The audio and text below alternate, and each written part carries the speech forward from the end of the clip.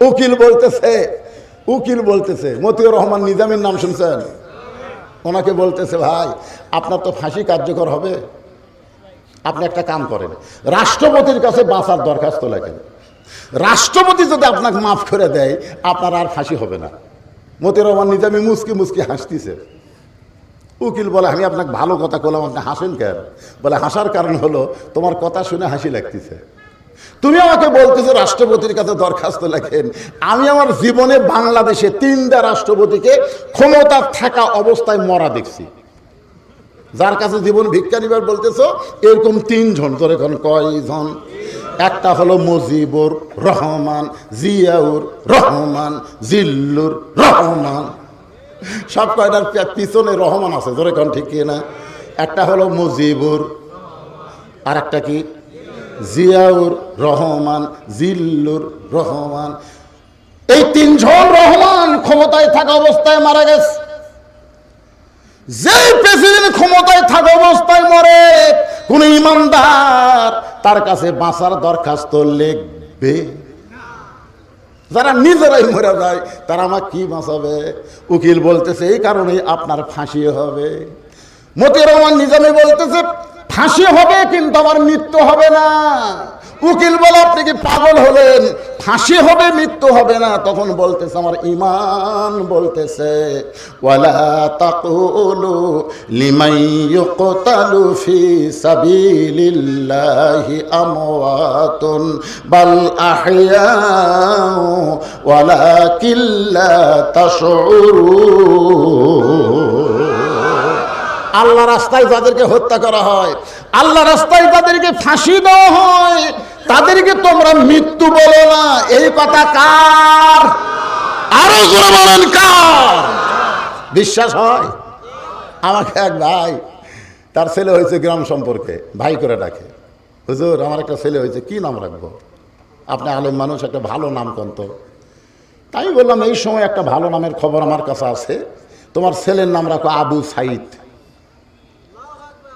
কি সাইদ?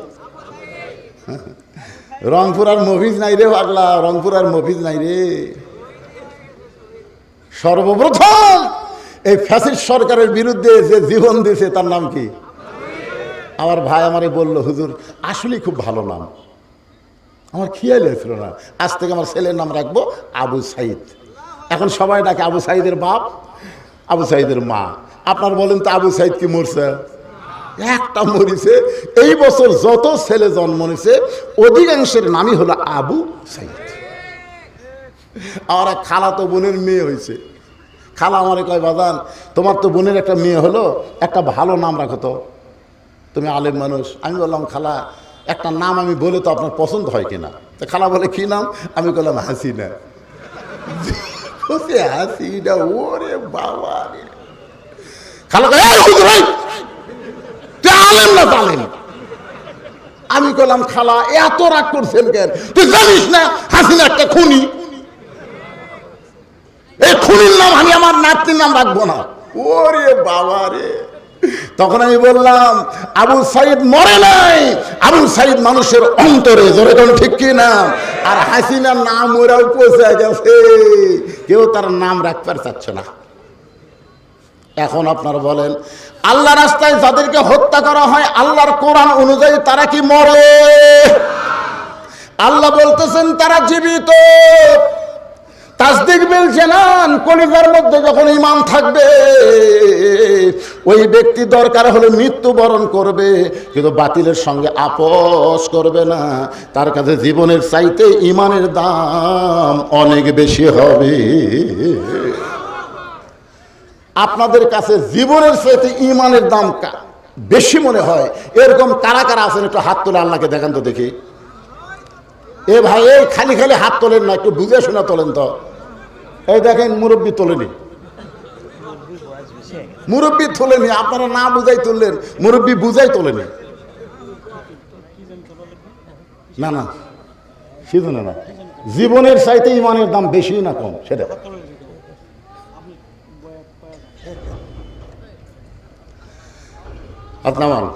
আল্লাহ, আমি আপনি যতই চেষ্টা করি জীবন বাঁচাবার পারবো না। মাইকেল জ্যাকসন জীবন বাঁচানোর জন্য 10টা বিশেষজ্ঞ ডাক্তার সেট করছিল, 150 বছর বাঁচছি। কয় বছর? 49 বছরই মরে গেল। কি বুঝলেন? কিন্তু একটু চেষ্টা করেন তাহলে ঈমান রক্ষা পাবে। তাসদিক বিল জানানোর পরে আমল বিল আরকান, ঈমান অনুযায়ী আমল করা লাগবে, ঈমান অনুযায়ী আমল করা লাগবে। আপনার ঈমান কি চায় সেই অনুযায়ী আমল করবেন। আপনাদের কাছে আমার প্রশ্ন হলো, সূরা আসরের 2 নম্বর বিষয় হলো ওয়া আমিলুস সালিহাত। সব আমল করলে হবে না, নেক আমল করা লাগবে। আর নেক আমল করতে গেলে সুন্দর একটা পরিবেশ লাগবে। সব পরিবেশে নেক আমল হয় না। বর্তমান যেই পরিবেশে বাংলাদেশে চলতেছে, বাবা নামাজ পড়ে কিন্তু বেটা নামাজ পড়ে না। ধরে কোন কথা ঠিক কি না? পড়ে। বাবা নামাজ পড়ে, ফজরের নামাজ বাবা চেতন পায়, ছেলে চেতন পায় না। কারণ ছেলে 3টা পর্যন্ত আর্জেন্টিনার খেলা দেখছে, মেসি কিভাবে গোল করছে সব খবর ওর জানা আছে। কিন্তু আর সালাতু খায়রুম মিনান নাওম ছেলে শুনবার পায় না। কারণ 3টা পর্যন্ত চেতন থেকে যখন ঘুমায় যায়, ফজর আজান যখন কানের মধ্যে আসে ওর বিরক্ত লাগে। ও ল্যাপ টান দিয়ে মাথার উপরে রাখছে, পা এখন বার হয়ে থাকবে, পাও টানা বুকের কাছে নিয়ে আইছে। বাবা যাওয়ার সময় জানলা দিয়ে দেখে ঘরের মধ্যে বেটা নাই, মনে হয় ল্যাপের তলে চাউলের বস্তা লুকে থসে। আপনারা বলেন তো ল্যাপের তলে কি? চাউলের বস্তা। মানে মাথাও নাই পাও নেই। বাবা আস্তে করে এসে ল্যাপের কোনা টান দিয়ে দেখে, ওরে বাবারে ছেলের সাইজ ল্যাপের ভিতর, আর সকালবেলা সাইড ঠিবে কুত্তার সাইজ, একই সাইজ। আপনারা সকালবেলা সাইড ঠিবে শীতের দিন কুত্তার দেখছেন? আর আগা মাথা বোঝা যায়। এমন জিলাপির পেঁয়াজের বোতল শুয়ে থাকে। আর যারা ফজর নামাজ বাদ দিয়ে ল্যাপের মধ্যে শুয়ে থাকে, এরকে সাইজ কিরকম? কথা কয় না বা, কথা কয় না রে। আমিলুস সালিহার উপর আলোচনা চলতেছে, কথা বলা লাগবে তো। নেক আমল করবার গেলে 1 নম্বর নেক আমল হলো নামাজ। যার নামাজ নাই তার ঈমান নাই। যার নামাজ নাই লা সালাত আলা ঈমান, যার নামাজ নাই তার ঈমান নাই। তাহলে যত আমল আপনি করবেন নেক আমল, তার মধ্যে 1 নম্বরের নাম কি? আরো জোরে। পুরুষের জন্য 1 নম্বর হলো নামাজ। আর পর্দার অন্তরালে যারা শুনতেছে তাদের জন্য 1 নম্বর নেক আমল কিন্তু নামাজ না। মা বোনদের জন্য 1 নম্বর নেক আমল হলো পর্দা। মা বোনদের যদি পর্দা না থাকে, ওই যতই নামাজ পড়ুক রোজা করুক কোনো কাম হবে না। মেয়েদের জন্য 1 নম্বর নেক আমলের নাম হলো পর্দা। পুরুষের জন্য 1 নম্বর নেক আমলের নাম হলো নামাজ। জোরে বলেন, পুরুষের জন্য 1 নম্বরের নাম কি? আর নারীদের জন্য 1 নম্বরের নাম কি? আমার মা বোনেরা যারা পর্দার অন্তরালে বসে আছেন, মা আপনারা অনেকেই বলবেন, হুজুর ফাতেমার ওয়াজ কেন ধরে না? ফাতেমার ওয়াজ কেন ধরে না? মেয়েরা আমাকে মাঝে মধ্যে মোবাইল করে বলে, হুজুর যত জায়গায় ওয়াজ করতে যাবেন ফাতেমার জীবন থেকে কিছু ওয়াজ করে শোনাবেন। কারণ আল্লাহ রাসূল বলেছেন, সাইয়্যিদাতুন নিসা আহলিল জান্নাহ ফাতেমাতুজ জোহরা। নারীদের ভিতরে ফাতেমাকে জান্নাতি নারীদের নেত্রী বানাইছে কে? কোন আমলের কারণে? হ্যাঁ, এটা বোঝা লাগবে। ফাতেমা কিন্তু নামাজের কারণে ডিগ্রি পায়নি, রোজার কারণে ডিগ্রি পায় নাই, এই ডিগ্রি পাইছে পর্দার কারণে। গভীর রাত্রে খাদিজাতুল কুবরা নবীর হাত ধরে কাঁদতেছে। আল্লাহ রাসূল বলে, খাদিজা কান্দার কারণ কি? বলে, হুজুর যে কোনো সময় মরাবে, তো মরার আগে খাদিজার কি কোনো খোঁজ খবরই নাই? আল্লাহ রাসূল খাদিজার কপালে একটা চুমা দিয়ে বলেন, খাদিজা আপনি কি জানেন এই দুনিয়াতে 10 জন পুরুষকে আল্লাহ জান্নাতের সার্টিফিকেট দিছে, 10 জন নারীকেও আল্লাহ জান্নাতের সার্টিফিকেট দিছে। সুবহানাল্লাহ বলেন। খাদিজা বলে, হুজুর আমি শুধু জানি 10 জন পুরুষকে আল্লাহ জান্নাতের সার্টিফিকেট দিয়েছে। 1 নম্বর আবু বকর, 2 নম্বর ওমর, 3 নম্বর ওসমান, 4 নম্বর আলী, 5 নম্বর আব্দুর রহমান ইবনে আওফ, 6 নম্বর জুবাইর, 7 নম্বর তালহা, 8 নম্বর সাদ ইবনে আবি ওয়াক্কাস, 9 নম্বর হলো আবু সাইদ, আর 10 নম্বর হলো ওবাদা ইবনুল জাররাহ। এই 10 জনই হলেন আশারে মুবাশশারা। রাসূল বলতেছে, খাদিজা খালি 10 জন পুরুষের নাম জানলে হবে না, 10 জন নারীকেও আল্লাহ জান্নাতের সার্টিফিকেট দিছে। আল্লাহ রাসূল বললেন, পুরুষের মধ্যে 1 নম্বর হলো আবু বকর, আর নারীদের মধ্যে 1 নম্বর হলো খাদিজাতুল কুবরা। এই কথা যেই শুনছে, মা খাদিজা চোখের পানি মুছতে মুচকি মুচকি হাসতেছে। আল্লাহ রাসূল বলে, খাদিজা আল্লাহ আপনাকে 1 নম্বর ঘোষণা করলো। নারীদের মধ্যে 2 নম্বর কে হলে ভালো হয়? কারণ খাদিজা হলেন আল্লাহর নবীর বিবি, আর বিবির সঙ্গে নবী একটু মশকরা পছন্দ করতেন। আমাদের নবী কিন্তু শুধু নবী না, বিবির কাছে যখন আসতেন তখন আর নবী থাকতেন না। সুবহানাল্লাহ। নবী বসে আছেন ঘরে, ইতিমধ্যে মা আয়েশা ঘরের মধ্যে ঢুকছে। নবী আস্তে করে উঠে দরজা জানলা বন্ধ করে দিচ্ছে। মা আয়েশা থরথর করে কাঁপতেছে। আল্লাহ রাসূল বলে, আয়েশা কাঁপো কেন? বলে, হুজুর আপনার জুতার পরশে আল্লাহর আরো ধন্য হয়ে গেছে। সেই ঘরে আয়েশা ঢুকছে, যদি কোনো বেয়াদবি হয়। আল্লাহ রাসূল বলে, আয়েশা একজন নবীর জুতার পরশে আল্লাহর আরো ধন্য হয়েছে, একজন নবীর। আয়েশা বলে, হুজুর আপনি তো সেই নবী। রাসূল বলেন, আমি সেই নবী ছিলাম রে, সেই নবী ছিলাম রে। আয়েশা বলে, এটা কেমন কথা? সেই নবী ছিলাম রে, বর্তমানে কি? বর্তমানে দরজা জানলা বন্ধ আছে। আমি আর নবী নই রে আয়েশা, আমি হলাম স্বামী, তুমি আমার বিবি। সুবহানাল্লাহ কন্যা। হ্যাঁ, আমি হলাম স্বামী, তুমি আমার বিবি। এই বলে নবী 2 হাত বাড়ায়া দেয়। মা আয়েশা দৌড়ে এসে নবীর বুকের মধ্যে মাথা দিয়ে বলে, আল্লাহ, আমার নবী শুধু বিশ্ব নবী না, আমার নবী হলেন পৃথিবীর 1 নম্বর স্বামী। এই কথা যেই মা আয়েশা কছে, আল্লাহ নবী আস্তে করে, দেখ আমার দিকে দেখেন, এই ডান হাতখানা বুকের উপর একটা চাপা দিছে, পিঠের উপর একটা চাপা মারছে। কি মনে করতেছে নিজের বউকে বুকের মধ্যে চাপা মারবেন? যেই বুকে চাপা মারছে, সঙ্গে সঙ্গে আল্লাহর আরশ খুশি হয়ে আল্লাহ বলতে, এই জিবরাইল যাও, নবীর কাছে গিয়ে খোঁজ খবরই দাও। ফেরেশতা জিবরাইল নবীর কাছে এসে বলতেছে, রাসূলুল্লাহ, আপনি ঘরের মধ্যে কি আমল করতেছেন আমি জানি না, তবে আল্লাহর আরশ খুশি হয়ে আল্লাহ ঘোষণা করলেন, হুন্না লিবাসুল লাকুম ওয়া আনতুম লিবাসুল লাহুন্না। স্বামী হলো বিবির পোশাক, বিবি হলো স্বামীর পোশাক। সাল্লাল্লাহু মাশাআল্লাহ। নিজের বউকে বুকের মধ্যে নিয়ে একটু পিঠের উপর ঠাসি মারবেন, তাই বাবা অন্য কাউকে তার মারেন না। তারা বুঝলেন? হ্যাঁ, এখন আবার বাংলাদেশে 14 ফেব্রুয়ারি পালন হয় তো, অন্য কাউকে মারার অভ্যাস করছে। একটু মনোযোগ দেন। আল্লাহ রাসূল বললেন, খাদিজা, আপনি যদি নারীদের মধ্যে 1 নম্বর জান্নাতি হন, তাহলে 2 নম্বর কে হলে ভালো হয়? আপনার বলেন তো, আল্লাহর নবী জানে কি জানে না? এদের কারণ জানে কি জানে না? সবাই জানার আগে আল্লাহর কথা সবাই জানার আগে জানে কে? নবী। এই জন্যে তাহিরি একটা গান গাইছে। তাহিরের গান শুনছেন? আল্লাহর ধন নবীরে দিয়া, আল্লাহ আছে গায়েব হইয়া। এই পর্যন্ত যদি তাহিরি বলতো, আমরা কোনো দোষ পাইতাম না। আল্লাহর ধন নবীরে দিয়া, আল্লাহ আছে গায়েব হইয়া, আল্লাহর কোরআন নবীরে দিয়া, আল্লাহ আছে গায়েব হইয়া, ঠিকই আছে। কিন্তু তাহিরি এরপরে যেইটা কইছে, নবীর ধন খাজানিয়া, এইটা ঠিক না। কারণ নবীর ধন শুধু একটা খাজানা, নবীর ধন পেয়েছে আলেম ওলামারা। জোরে কোন কথা ঠিক কি না? এই খাজানিয়া তাও না হয় মোটামুটি মানা যায়, কিন্তু এরপরে যে এটা মানবেন? নবীর ধন খাজা নিয়ে শুয়ে আছে আজমিরে, কেউ ফিরে না খালি হাতে, খাজা রে তোর দরবারেতে। 2-1 জন নাউজুবিল্লাহ করলেন, কারণ সবাই কোয়া যায় না। কেউ ফিরে না খালি হাতে, আল্লাহ তোমার দরবারেতে। জোরে কোন কথা ঠিক কিনা? খাজা না আল্লাহ? ইমানের দাবিতে বলেন তো, কার কাছে হাত পাতবেন? কার কাছে? ইয়া বলেন, ইয়া কানা আবুদু ওয়া ইয়া কানাস্তাইন। আমরা গোলামি করে যার, আমরা সাহায্য চাই তার কাছে। আমরা যার কাছে সাহায্য চাই তিনি কে? আরো জোরে। আল্লাহ রাসূল একটু মশকরা করে বলতেছেন, খাদিজা, আপনি যখন 1 নম্বর হলেন, তাহলে 2 নম্বর জান্নাতি কে হলে ভালো হয়?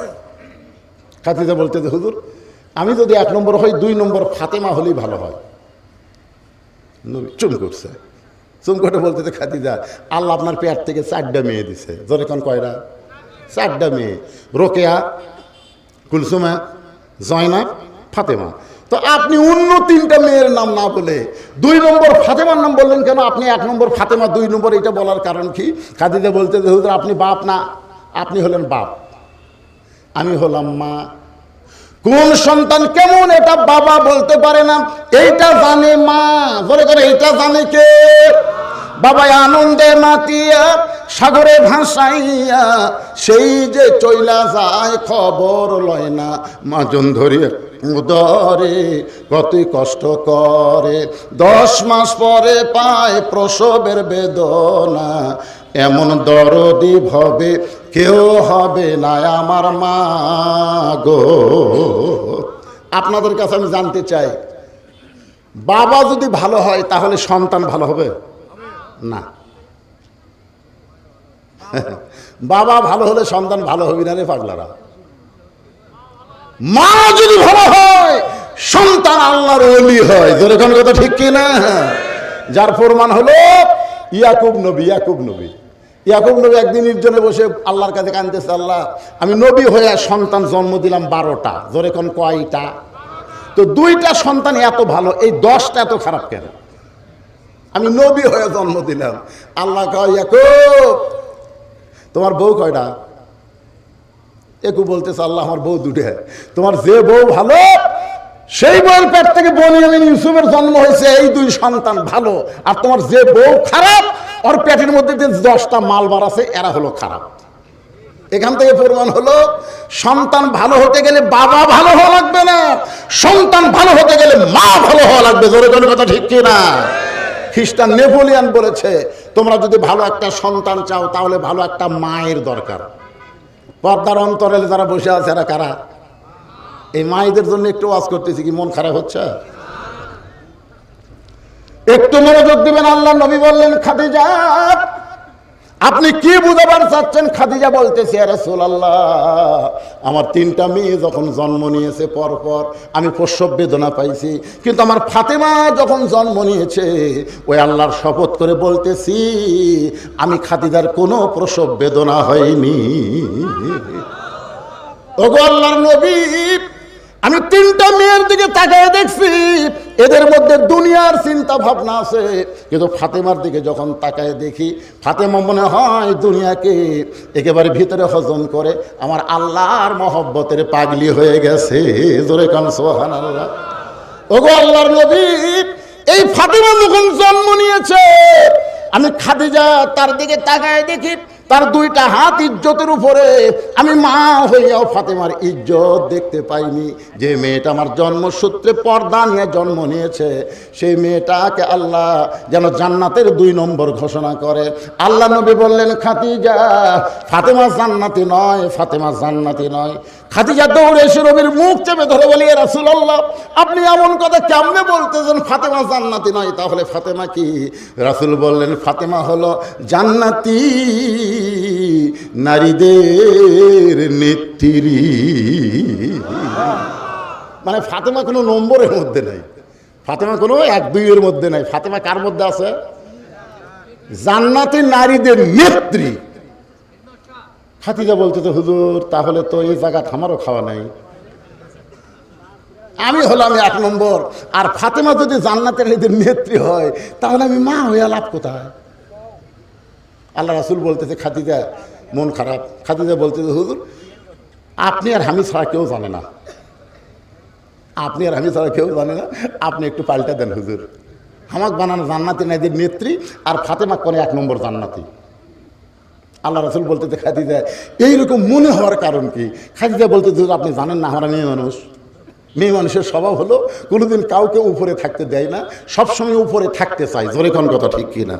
দেখবেন বেটার বউ যখন বাড়িতে আছে তখন শাশুড়ির মাতব্বরি আর চলে না। বেটার বউকে আমি হব প্রধানমন্ত্রী, শাশুড়ি আমার অধীনস্থ থাকবে। আর শাশুড়ি কি কয়, এই 2 দিনকার বেটার বউ তুই এখন নিচে থাক। মেয়ে মানুষের মধ্যে এরকম উপরে থাকার একটা কি চিন্তা ভাবনা আছে না নাই? জোরে কোন আছে না নাই? যেটা আমাদের বাংলাদেশে আমরা দেখছি, একজন অসুস্থ হয়ে মরবার চায়, তার কাছে যদি অনুমতি চাওয়া হয় বিদেশে ডাক্তার দেখাবো, কয় না আইনে বাধা আছে। একটু মনোযোগ দিয়ে শুনবেন।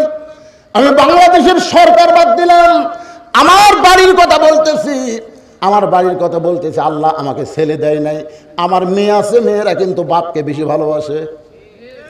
আমার বড় মেয়ে মাছের তরকারি পাক করে আমাকে খাবার দিছে, খালি ধারে ঘুরঘুর করে ঘুরতেছে। আমি বুঝবার পারছি মেয়ে কি শুনবার চাই। আমি তখন বললাম, মা তুমি যে সুন্দর মাছ পাক করো, বাংলাদেশের বহু জায়গায় ওয়াজ করলাম, মা এত সুন্দর পাক কারে হাতে হয় না। মেয়ে তখন আর 1 টুকরা আমাকে দিছে, আব্বু আপনি খান আব্বু। আমি বুঝবার পারছি তারিফ করছি, দেখে আর 1 টুকরা দিছে। তাকে দেখে ওর মাও খালি গাল ফুলে বসে আছে। আমি বললাম, কে গো তোমার কি হলো? এখন তাকে মেয়ের বাড়িতে পার হয়ে যান, খালি আপনার মেয়েই পারে, আমি পারি। ওরে বাবা রে, মেয়ের প্রশংসা করলে মা মন বেজার করে, এটাই হলো নারী জাত। জোরে কোন কথা ঠিক কিনা? আল্লাহ রাসূল বলেন, খাদিজা আমি হলাম বন্টনকারী, দেওয়ার মালিককে। আল্লাহ ঘোষণা করেছে খাদিজা জান্নাতের 1 নম্বর, আর ফাতেমা হলো জান্নাতি নারীদের নেত্রী। খাদিজা বলে, রাসূলুল্লাহ ফাতেমা এমন কি আমল করলো যে আমল করার কারণে আমি খাদিজাকে বাদ দিয়া আল্লাহ ফাতেমাকে জান্নাতি নারীদের নেত্রী বানালো?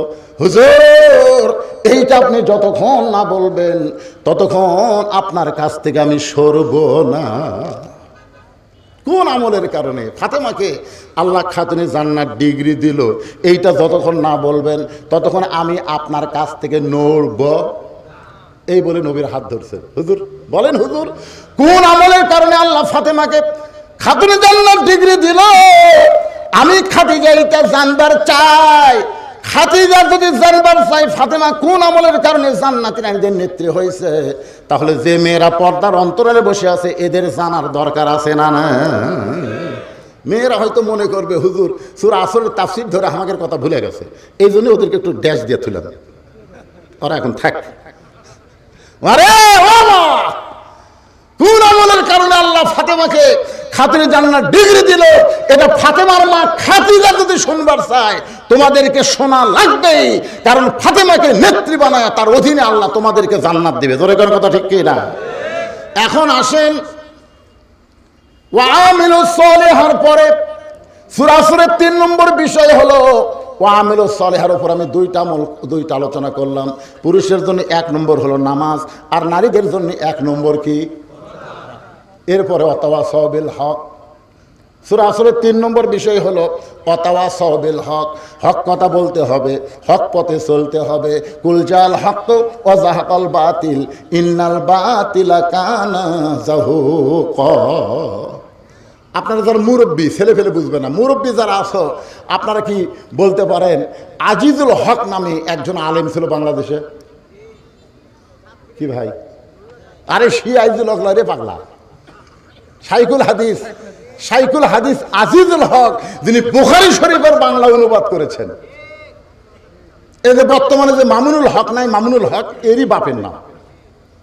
আপনারা বলেন তো আজিজুল হককে এই পতিত সরকার হাসিনা জেলখানা বন্দি করছিল, আপনারা জানেন? আর যে কয়দিন থাকে, একদিন থলে তো থসে। আচ্ছা আপনারা বলেন তো অপরাধ কি? না, আপনার যদি কথা না বলেন তা মোনাজাত করে দেব।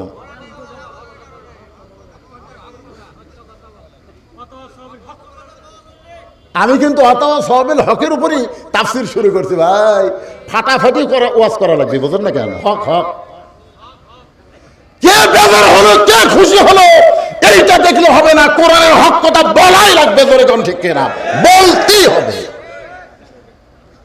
হ্যাঁ, খুব খেয়াল করবেন। আচ্ছা আপনারা বলতেছেন হক পথে থাকার কারণে অন্যায়ভাবে তাকে জেলখানায় বন্দি করছিল। মামুনুল হকের অপরাধ কি?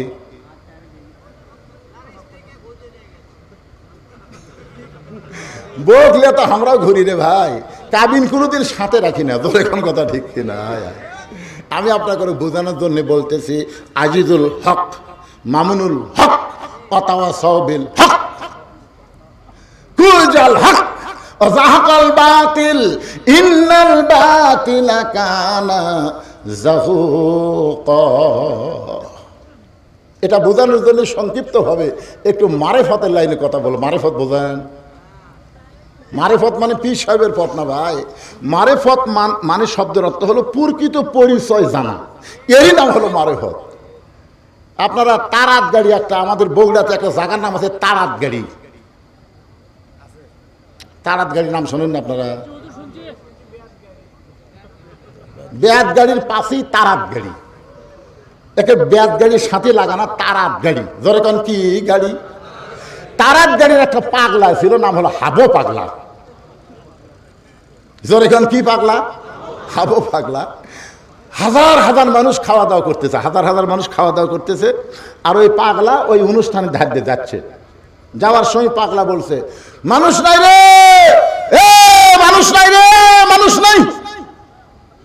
তো যারা খাওয়া দাওয়া করতেছে তারা সবাই বলতেছে পাগলে কিনা বলে ছাগলে কিনা খায়। ওরা খালি সমানে মারতেছে, খাচ্ছে, ওরা ওই পাগলার কথা ধরেনি। কিন্তু এক ব্যক্তি খাতে খাতে চিন্তা করছে, কে মানুষ নাই, তাহলে আমরা কি? ওই আবার এই কথাটা ধরিছে, ওর কাছে কথাটা হক মনে হচ্ছে। তোর কি মনে হচ্ছে? হক।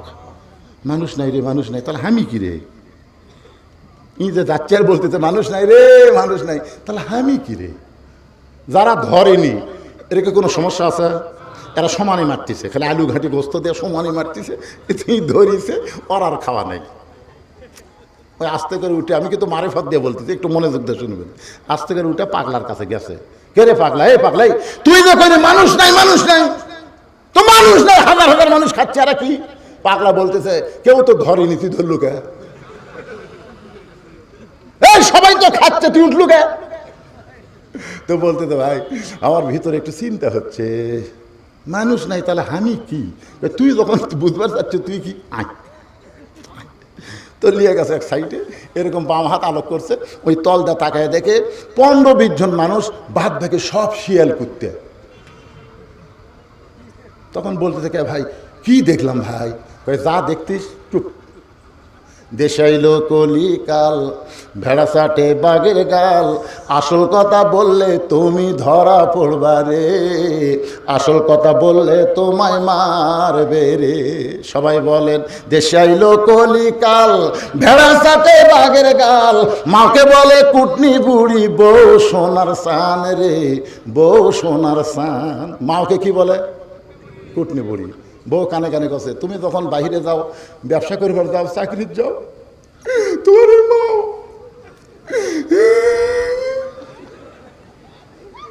এমন অভিনয়, হাসিনা তোর কি অভিনয় জানে? আপনার বাড়ির প্রধানমন্ত্রী ওর চাইতে ভালো অভিনয় জানে। একেরে কান্দে, চোখের পানি বাড়ি করে কপাল ভেজে দিচ্ছে, গাল ভেজে দিচ্ছে। স্বামী গাই চুপ কর, চুপ, তুমি জানো না গো, এই বুড়ি আমার কলজাটা আগুন ধরেছে। ওগো লক্ষ্মীটি, আমি আর এই বুড়ির সঙ্গে থাকবার চাই না। এমন ভাবে বউ কান্দে কান্দে স্বামী রে বইয়ের দিকে আকৃষ্ট করছে, মায়ের উপর ছেলের রাগ হয়ে গেছে। কয়েকদিন পর শাশুড়ি আইছে, শাশুড়ি যেই মাত্র আইছে, এখন বইয়ের সামনে শাশুড়ি বলতেছে, আম্মা আম্মা আমি বাজারে যাচ্ছি, আপনি ডাব খাবেন না গ্লুকোজ খাবেন? বউ বলতেছে, আমার মাও দুটাই খায়। বউ কি বলতেছে? আমার মাও দুটাই খায়। তখন বলতেছে, আম্মার জন্য আমি দুটাই আনবো। এই বলে ডাব গ্লুকোজ কেনার জন্য বেটা ব্যাগ নিয়ে যখন বাজারের দিকে বাদ যায়, এমন সময় তাকায় দেখে মা দরজায় দাঁড়িয়ে আছে। মা দরজায় দাঁড়িয়ে থাকা দেখে বেটা মাথা নিচু করে ব্যাগ নিয়ে যখন যাবার চায়, মা সামনে দাঁড়ায় বলে, পাগল, আজকে 2 দিন হলে তোরে দেখি নাই, তোরে না দেখার কারণে আমার মনে শান্তি নাই বাবা, একটা বার আমার সামনে দাঁড়া, একটা বার আমার সামনে দাঁড়ারে পাগল, আমি তোকে প্রাণ ভরে একটু দেখতে চাই। ও বেটা, তুই যখন বাজারে যাচ্ছিস আমার জন্য 10 টাকার একটু পান আনিস। তখন ছেলে রাগ করে বলে, মা এই জন্যই তোমার দিকে তাকাই না, তুমি খালি খাই খাই করো, তুমি খালি খাই খাই করো। মা 10 টাকার পান চাই, খাই খাই, আর শাশুড়ি জন্য ডাব আনবে, গ্লুকোজ আনবে, ওই জায়গার কোনো কথা নাই। এইরকম পাটা, এইরকম বেটা দুনিয়াতে আসে না নাই? জোরে কোন আসে না নাই? খুব খেয়াল করবেন, দেশাইল কলিকাল, ভেড়া চাটে বাঘের গাল, আসল কথা বললে তারে জেলে দিবে রে, আসল কথা বললে তারে মারবে রে। বলতেছে, ভাইজান 15-20 জন মানুষ আর বাদ বাকি শিয়াল কুত্তে দেখতেছি, কারণ কি? তো পাগলা বলতেছে, কারণ হলো এই 15-20 জন খাবার যখন সামনে আইছে, তখন বিশ্বাস করেছে খাওয়ানোর মালিককে। আরো ধরে বলেন, আমা মিন দাব্বাতিন ফিল আরদি ইল্লা আলাল্লাহি রিজকুহা। পৃথিবীতে যত বিচরণশীল প্রাণী আছে, সমস্ত প্রাণীর রিজের ব্যবস্থা কে করে? আরো জোরে বলেন, কে? এই 15-20 জন যাদেরকে মানুষ রূপে দেখা যায়, ওরা খাওয়ার সামনে আসার সাথে সাথে দোয়া পড়ছে, আল্লাহুম্মা বারিক লানা ফিমা রাযাকতানা ওয়া কিনা আযাবান নার। এই দোয়া পড়ে খাবার যখন মুখের সামনে আইছে, তখন বিসমিল্লাহ বারকাতিল্লাহ বলে খাবার তুলে তুলে খাচ্ছে। অল্প করে ছোট ছোট গাছ তুলতেছে আর চাবাচ্ছে বেশি। গাছ কত ছোট, আর দাঁত দেয়া চাবা চাবা খাচ্ছে। চাবা চাবা খাওয়ার কারণ হলো দাঁতের মধ্যে যে রস আছে, এই রসটা খাদ্যের সাথে মিশ্রিত হয়ে যখন পেটের মধ্যে যাচ্ছে তখন হজমি জারক হয়ে যাচ্ছে। যেরকম সুবহানাল্লাহ। আর এই শিয়াল কুত্তের রূপে যাদেরকে দেখলে এরা করছে লোকটার কলজা বড় রে, দুটো গরু জব করে হামা করে খিলাচ্ছে রে।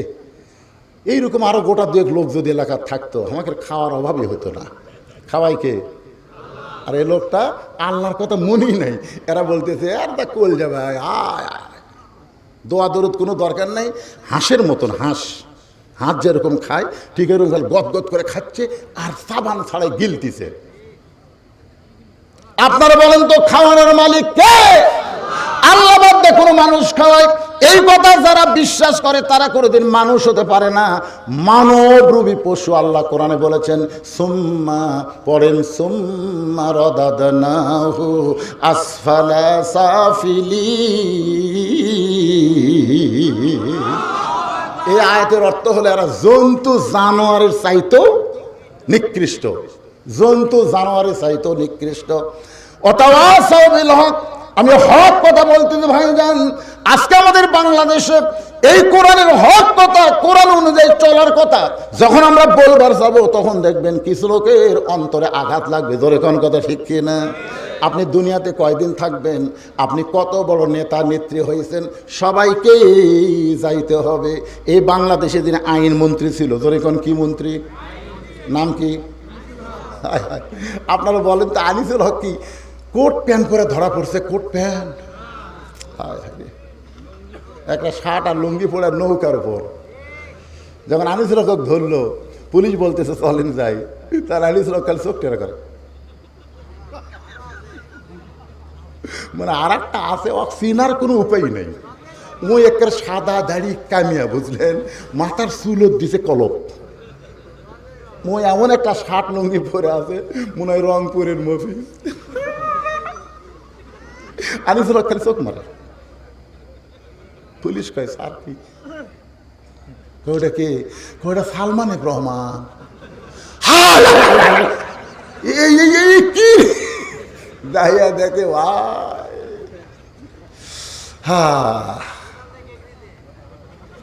কি বুঝতেছে?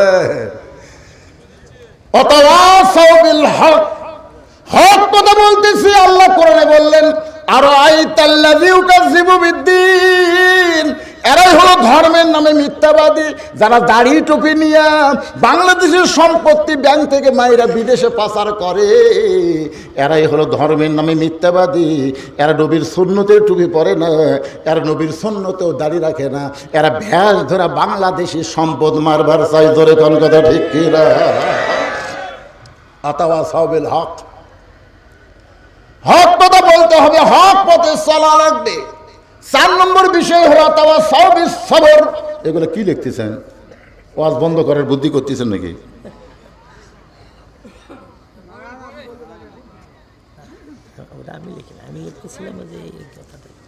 আজানের সময় কুকুর কেন ঘেউ ঘেউ করে?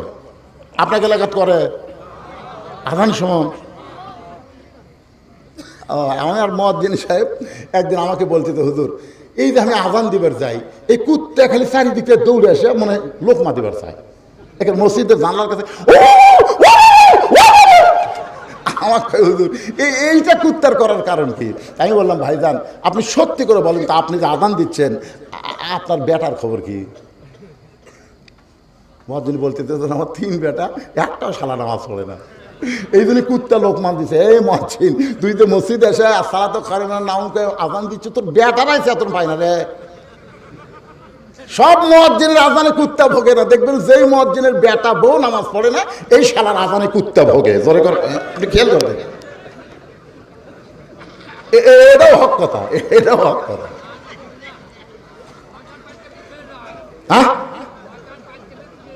হ্যাঁ কিসের পারতে পারতে যায় ওইগুলো বাজে কথা। মুয়াজ্জিনের বউ বেটা, বেটার বউ নামাজ পড়ে না, এই জন্য কুত্তা লোক মারতেছে। আপনি খবরদার কুত্তার দোষ ধরবেন না।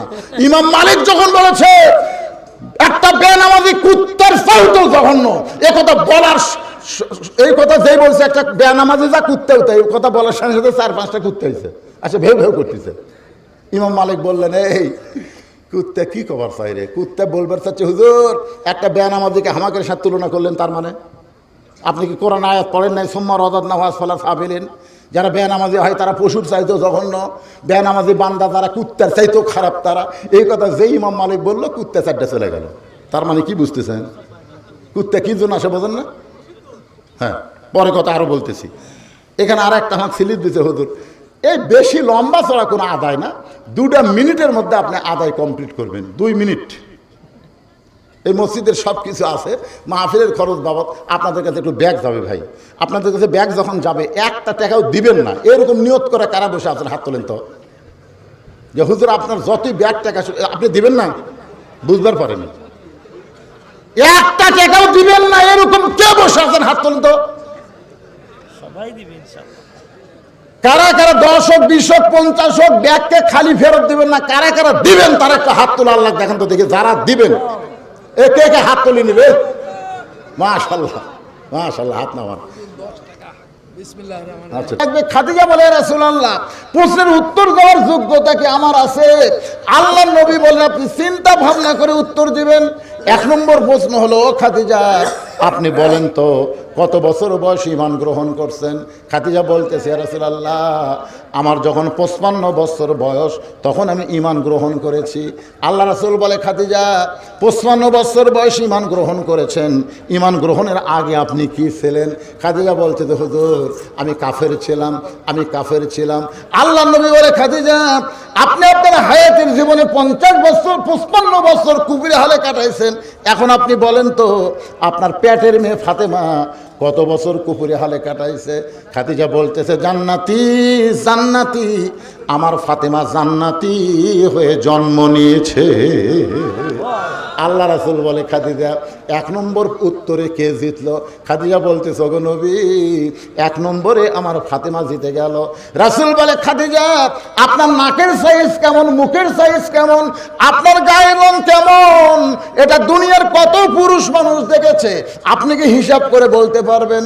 খাদিজা বলে নবী গো 40 বছর বয়সে আপনার সঙ্গে যখন আমার বিয়ে হয়েছে ওই সময় মক্কার সবচাইতে ধনবতী রমণী আমি ছিলাম।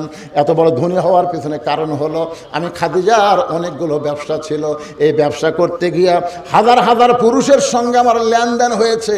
আমার চোখের সাইজ কেমন, দাঁতের সাইজ কেমন, আমার গায়ের রং কেমন, এটা দুনিয়ার বহু পুরুষ বলতে পারবে। রাসূল কান্দার বলে খাদিজা দুনিয়ার হাজার হাজার পুরুষ আপনার খবর জানে, এখন বলেন তো আপনার পেটের মেয়ে ফাতেমার দাঁতের সাইজ কেমন, ফাতেমার গায়ের রং কেমন, ফাতেমার চেহারা কেমন, এটা দুনিয়ার কত পুরুষ বলতে পারে? খাদিজা কান্দার বলে নবী গো আমার ফাতেমা জন্মসূত্রে পর্দার মধ্যে জন্ম নিয়েছে। রাসূল বলে খাদিজা শুধু ফাতেমা জন্মসূত্রে পর্দার মধ্যে জন্ম নেয়নি, পর্দার মধ্যে ফাতেমা বড় হবে। একদিন গভীর রাত্রে আপনার ফাতেমা পর্দার ভিতরে দুনিয়া থেকে বিদায় নিবে। বিদায় নেওয়ার আগে হযরত আলীকে ফাতেমা 3টা শর্ত দিবে। 1 নম্বর শর্ত হলো ওগো স্বামী আমি মরে যাওয়ার পর আমার কোনো জানাজার ব্যবস্থা করবেন না। আমার 2 নম্বর শর্ত হলো ওগো স্বামী আমার কবর দিনের বেলা দিবেন না, রাতের বেলা আমি দুনিয়া থেকে চলে যাব, রাতের বেলায় আমাকে দাফন করবেন ওই জান্নাতে, ওই জান্নাতুল বাকির পূর্ব কোণায় সবুজ রঙের একটা বাতি জ্বলবে, ওই বাতি বরাবর আমাকে কবর দেবেন।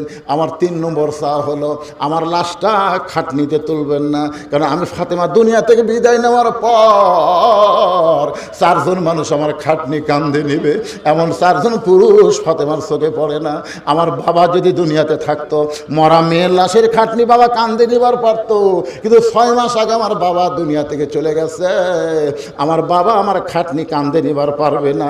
আমার হাসান হোসেন যদি বড় হইতো মায়ের লাশের খাটনি কান্দে নিবার পারতো, কিন্তু আমার হাসান হোসেন এত ছোট। ওগো স্বামী আপনি শুধু একাই আমার লাশটা কান্দে করে নিয়া ওই জান্নাতুল বাকির পূর্ব কোণায় সবুজ রঙের বাতি জ্বলতেছে, ওই বাতি বরাবর আমাকে দাফন করবেন। আবু যর গিফারি কবর খুঁড়তে খুঁড়তে কবর ছেড়ে যখন চলে যায়, এমন সময় হযরত আলী ফাতেমাকে কবরের কাছে নিয়ে গিয়া ফাতেমাকে দাফন করে বলে আল্লাহ এই গভীর রাত্রে আপনার বান্দি ফাতেমাকে দাফন করলাম, আল্লাহ আল্লাহ ফাতেমাকে কবুল করো। এই দোয়া করার সঙ্গে সঙ্গে হযরত আলী তাকে দেখে সামনে কয়েকটা পুরাতন কবর দেখা যায়।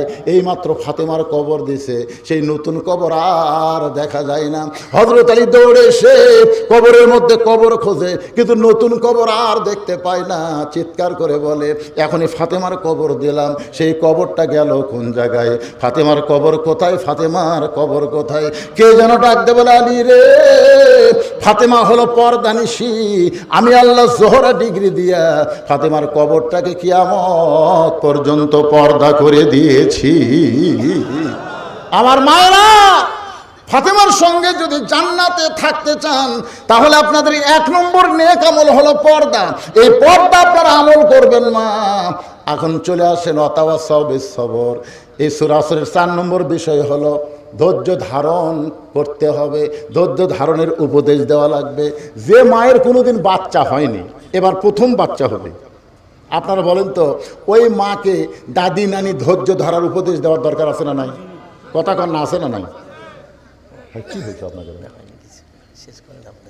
শেষ করবো এখনই? না না না, আপনার কথা শেষ করলে উনি একটা কথা বলবেন আচ্ছা আচ্ছা। প্রধান অতিথির পক্ষ থেকে। আপনার কেবলই বলে লাইনে উঠলো, কি মাথা একেবারে। রাত 12টা বাজতেছে, কেবলই বলে লাইনে উঠলো।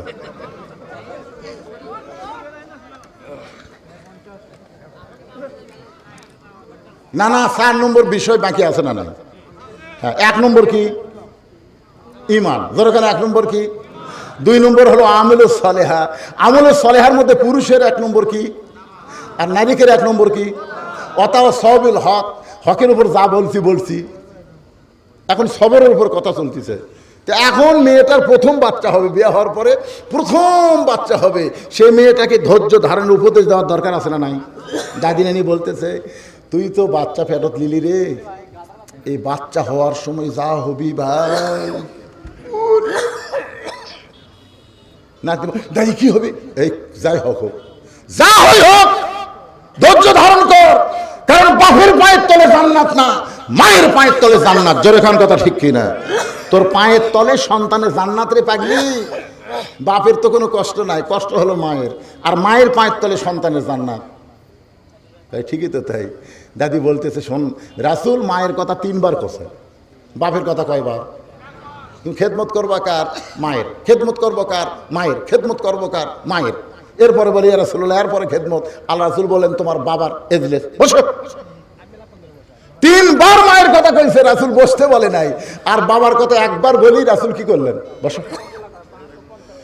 একটু ধৈর্য ধর, একটু ধৈর্য ধর। প্রসব বেদনা যেদিন শুরু হয়েছে, সঙ্গে সঙ্গে মেয়েটা চিল্লায় বলতেছে, বিষ খাবো, গলার দড়ি দিব, মরে যাবো, এই জীবন আর আমি রাখবো না, এত কষ্ট আমার সহ্য করা যায় না। তখন দাদি নানি দৌড়ে এসে ধাক্কায় ঘরের মধ্যে তুলে বলতেছে, কিসের বিষ খাওয়া, কিসের গলার দড়ি দেওয়া, সব। এত সুন্দর করে তোর ধৈর্য ধারণের ওয়াজ করলাম, তোর ভালো লাগে না, সব। ঠান্ডা পানির মধ্যে নরম কাপড় চুবড়াইয়া নাতির কপালের উপরে দিয়া দাদি নানি সুমা খায় বলে, ধৈর্য ধর, ধৈর্য ধর, ধৈর্য ধর, তুই মা হবি, তোর পায়ের তলে সন্তানের জান্নাত হবে। মা যদি কষ্ট স্বীকার না করিস রে, তাহলে দুনিয়াতে সন্তান কেমনে আসবে? এমন ধৈর্যের কথা বলতে বলতে নাতির কপালে চুমা খায় আর বলে, ধৈর্য ধর, একটু কষ্ট হবে, একটু কষ্ট হবে। এদিকে ধাইমা বাচ্চা টানতেছে আর মা ধৈর্য ধারণ করতেছে, দাঁতের উপর দাঁত দিয়া। এত কষ্ট হয়, রক্ত বের হচ্ছে, তারপরে ধৈর্য ধারণ করে দাঁতের উপর দাঁত দিয়ে করে ধৈর্য ধারণ করতেছে। এক সময় বাচ্চা যখন ধাইমা বের করেছে, পে পে বলে কাউ কানতেছে, দাদি নানি তাকায় দেখে মা বেহুশ হয়ে গেছে।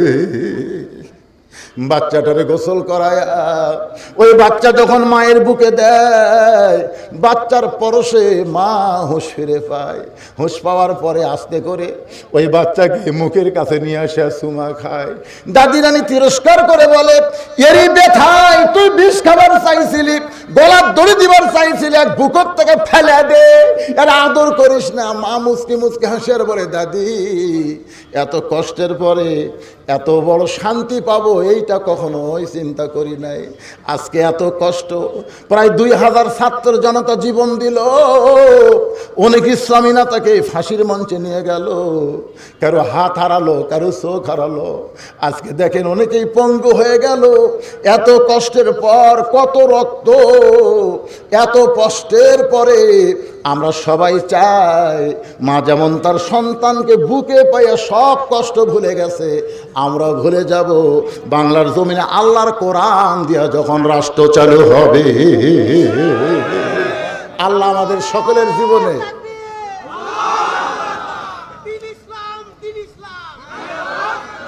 লিল্লাহি তাকবীর। আল্লাহ আমাদের সবাইকে এই দৃশ্য দেখার তৌফিক দান করুক।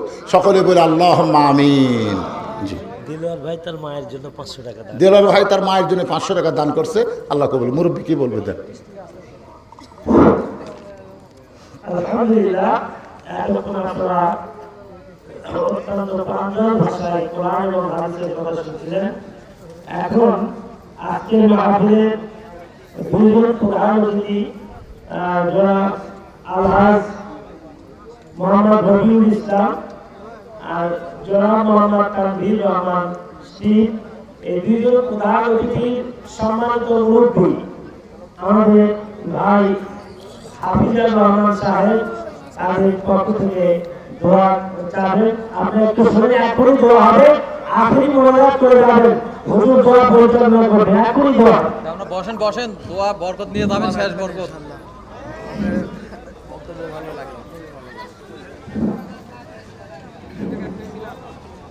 সম্মানিত বর্তমান ধর্মসভার সভাপতি, সম্মানিত বর্তমান সভার প্রধান বক্তা, প্রধান অতিথি, শ্রোতাবৃন্দ, আসসালামু আলাইকুম। আপনারা ধর্মের আলোকে সব কিছু শুনলেন, বুঝলেন এবং জানলেন। বলার কিছু নাই, এই ধর্মসভার মধ্যে প্রধান অতিথি হাসির কথা বলছে, কান্নার কথা বলছে, আনন্দের কথা বলছে। হ্যাঁ, আপনারা সবাই মনোযোগ দিয়ে শুনুন। যাই হোক, আমাদের কিছু আলোচনার কথা বলার দরকার নাই। প্রধান অতিথি, প্রধান বক্তার কথার মোতাবেক আপনারা শুনছেন, আপনারা উপস্থিত হচ্ছেন। বর্তমানে প্রধান অতিথির পক্ষ থেকে এই মসজিদের উন্নয়ন করবে। আপনারা প্রত্যেকের কাছে ব্যাংক গেছে, আপনারা টাকা দিচ্ছেন, আমরা শুকরিয়া আদায় করি। হ্যাঁ, তারপরেও কথা হচ্ছে বর্তমান মসজিদের যে সমস্যার সমাধান, মসজিদের নামাজের জন্য গরমের দিনে খুব অসুবিধা হয়, তার জন্য এই প্রধান অতিথি এবং বিশেষ নাকি দুইজনে প্রধান অতিথি, দুইজন অতিথি মিলে এই মসজিদের জন্য দুইজনে একজনে দুটো করে এসি, মানে দুইজনে 4টে এসি দিবে। ফেব্রুয়ারি মাসের শেষে যখন বর্তমানে গরম আসবে, তখনই দুইজনে দুটো করে এসি দেবে এই মসজিদে।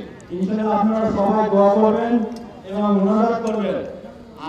বিশেষ আর কি, আমি দোয়া করব প্রধান বক্তার বক্তৃতা শুনে আমার এই ওয়াজ মহফিলে যদি 10টা লোক 5 ওয়াক্ত নামাজি হয়, সেটা আমাদের পক্ষে সাফল্য অর্জন করবে ইনশাআল্লাহ। এই বলে আমি শেষ করছি। আসসালামু আলাইকুম। শুধু নামাজ না, আমাদের মা বোনরা যেন একটু পর্দা নিশে হয়, যেরকম ঠিক কিনা। কারণ পুরুষের 1 নম্বর কি, কথা কয় না, আর মেয়েদের 1 নম্বর কি, এই দুটাই কিন্তু আলোচনা হয়েছে। তা আপনারা ইনশাল্লাহ 5 ওয়াক্ত নামাজ পড়বেন। আর মা বোনদের জন্য বলি, মা আপনারা একটু পর্দার ভিতরে থাকবেন। কয় দিনের দুনিয়া, বুড়ি হলে তো বোরকা পরবেনি, কিন্তু বুড়ি হয়ে বোরকা পরা লাভ হবে না, যুবতী অবস্থায় বোরকা পরা লাগবে, যেরকম ঠিক কি না। হ্যাঁ, এই জন্যে আপনারা চলে গেলেন, মনটা খুব খারাপ লাগলো, খুবই খারাপ লাগলো। আপনারা চলে গেলেন, মোনাজাত করা বাদ দিয়ে চলে গেলেন। আর দোয়া মুখল ইবাদ, দোয়া হচ্ছে ইবাদতের মাথা। আমাদের বাপ মা আত্মীয় স্বজন কবরে যায়নি, কি কোন কবরে যায় নাই? দাদা দাদি কবরে যায় নাই? আজকে দুইজন প্রধান অতিথি দুইটা করে 4টা এসি দিল। আমি বলবো মসজিদের মধ্যে আমি এশার নামাজ আদায় করেছি, এখানে দুইটা করে 4টা এসি দিলে কমপক্ষে 2 টন করে এসি হওয়া লাগবে। কমপক্ষে 2 টন করে এসি হলে 8 টন হবে, আর 8 টন দিয়ে গোটা মসজিদ ঠান্ডা হবে। 1 টন করে দিয়ে কিন্তু কাম হবে না। মসজিদ কমিটিকে আমি বলবো 2 টন করে, কমপক্ষে 2 টন করে এসি লাগবে। কারণ আমার মাদ্রাসা মসজিদে এসি আছে তো আমি জানি, 2.5 টন করে লাগাচ্ছে, যে 2 টন। মাশাআল্লাহ, 2 টন করে। ঠিক আছে, আমি এটা শুধু বললাম যে নতুন এসি আসতেছে, মুসল্লি এমনি বাড়বে ইনশাল্লাহ। আর রোজার মাস হবে, বুঝতেছেন না, ফেব্রুয়ারি শেষে রোজা শুরু। ও বাবা, এইবারে যা কাম লাগবে আলহামদুলিল্লাহ। তারাবির নামাজ পড়ে সেই মজা হবে। আল্লাহ, যারা দুইটা করে এসি দিবার চাইলে আজকে তারা উপস্থিত নাই, আমরা প্রাণ ভরে তাদের জন্য দোয়া করব। আল্লাহ এই মসজিদকে সংস্কার করার আগেও তারা প্রচুর টাকা দিয়েছে, আবার আজকেও তারা এসি দিবার চাইছে। তাদের এই দানকে অব্যাহত রাখার কারণে আল্লাহ তাদেরকে জান্নাতি কবুল করুক, সকলে বলে আমিন। মসজিদ কমিটির সেক্রেটারি রফিকুল ভাই 5,000 টাকা। মসজিদ কমিটির সেক্রেটারি রফিকুল সাহেব 5,000 টাকা প্রতিশ্রুতি। সভাপতি সাহেব দেয়নি, তাই না? মসজিদ কমিটির সভাপতিকে, ও উনি সভাপতি। আচ্ছা, প্রধান অতিথির একজন। আপনি কি প্রধান অতিথির পক্ষে কিছু আছে খবর? ও এইটা এসিও। আচ্ছা আচ্ছা, মাশাআল্লাহ। আল্লাহুম্মা আমিন। আল্লাহুম্মা আনতাস সালাম ওয়া মিনকাস সালাম, তাবারাকতা ইয়া যাল জালালি ওয়াল ইকরাম।